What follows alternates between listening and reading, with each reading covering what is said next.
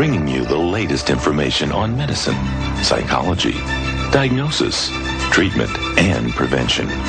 Major medical advances are made each week, and each week the American Health Journal keeps you up to date.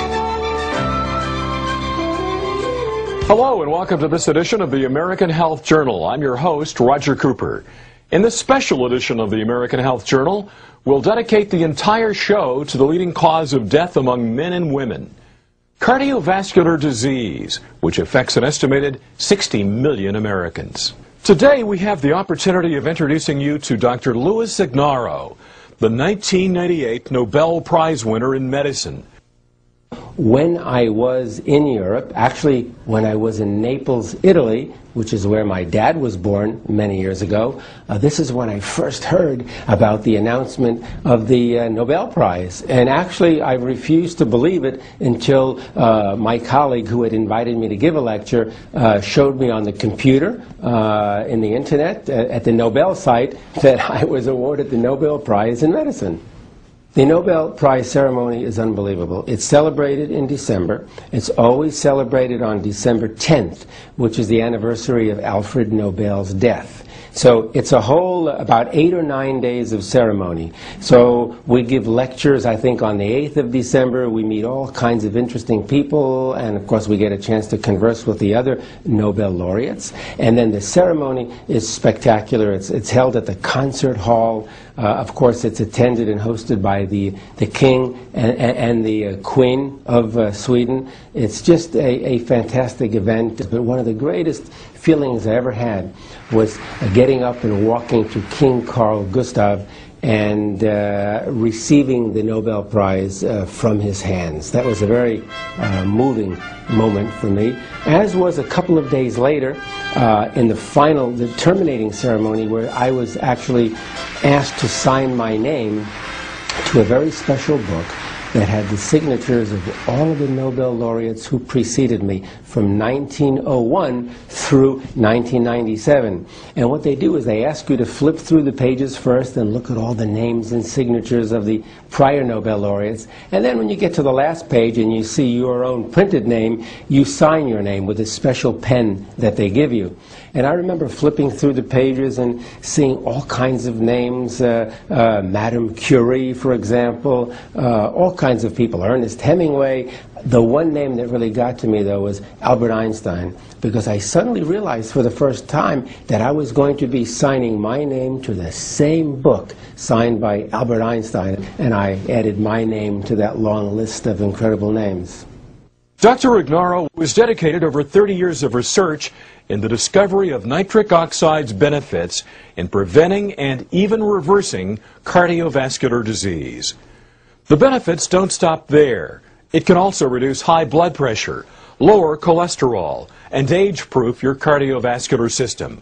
Dr. Ignarro will also explain what nitric oxide is, the important role of L-arginine and L-citrulline in boosting the production of nitric oxide, and also other necessary supplements, including vitamins, exercise, and diet, all the ingredients to a more healthy and better quality of life.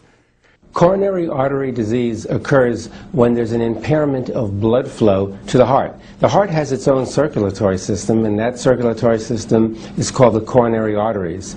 When people develop atherosclerosis or high cholesterol levels, this can result in plaque deposition, plaque formation in the arteries. And as those plaques grow and grow, they can obstruct the flow of blood. This can lead to a decrease in the flow of blood and therefore the flow of nutrients and oxygen to the heart, to the point where when you need your heart during exercise or walking up the stairs or changing a flat tire or almost anything else, if the heart does not get enough blood or oxygen, it's going to feel pain due to ischemic damage.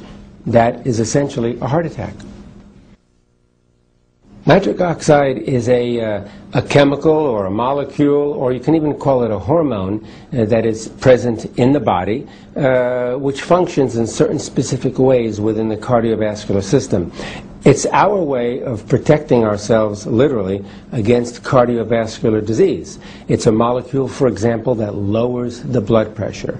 It's our way of preventing strokes and heart attacks. The arteries make nitric oxide for the purpose of lowering the blood pressure, improving blood flow to organs, because nitric oxide is a vasodilator. It widens or relaxes the arteries so that more blood can flow through. That's going to lower the pressure within the plumbing, within the arterial system. And again, it protects against coronary artery disease because it can lower the bad cholesterol levels, and so on. So it's the body's natural way to protect against heart disease, provided we make enough of it. Nitric oxide is considered to be a lifesaver because it's the body's natural way of protecting against cardiovascular disease. Cardiovascular disease is the #1 killer, not only in the U.S., but throughout the world. And so the body can protect against all of this heart disease by generating more and more nitric oxide. When nitric oxide becomes deficient, this is when the barriers break down. This is when the protection is lost, and the individual is very sensitive and very susceptible to heart disease. And again, nitric oxide is protective because it can keep your blood pressure down in the normal range. High blood pressure causes heart attacks, causes strokes, and can lead to atherosclerosis or coronary artery disease. Nitric oxide can prevent all of these things. Arginine is an amino acid. There are about 20 or so amino acids that are the building blocks of all proteins. Proteins that you eat and proteins that are in your body, like your muscle and skin and so on. But arginine plays a unique role in that arginine is the one amino acid that the body uses to produce nitric oxide. Okay? There are two amino acids that the body actually can use. One is arginine, the other is citrulline. But the primary amino acid which is converted to nitric oxide in the body is arginine. And it's very important, therefore, to maintain normal, healthy levels of arginine at all times, because when we develop certain cardiovascular and related diseases that are characterized by a deficiency in nitric oxide, the main reason for the deficiency in nitric oxide is a deficiency in this amino acid arginine. So if you have too low a level of arginine, you're not going to make sufficient amounts of nitric oxide to protect your cardiovascular system against disease. And so arginine is one of those amino acids that you actually have to take in from the outside. That is, you have to include it in your diet.